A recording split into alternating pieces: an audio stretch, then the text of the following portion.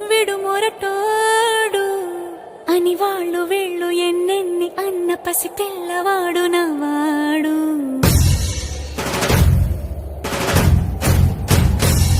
విడు ముండోడు అని ఊరు వాడ అనుకున్న గాని మహారాజు నాకు నవాడు.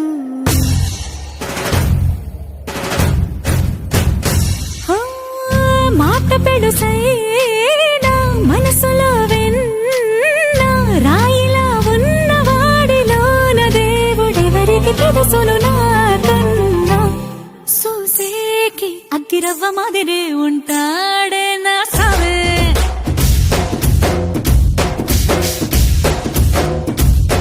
మెత్తాని పత్తి పువ్వుల మరే సంటాడే నా సావే.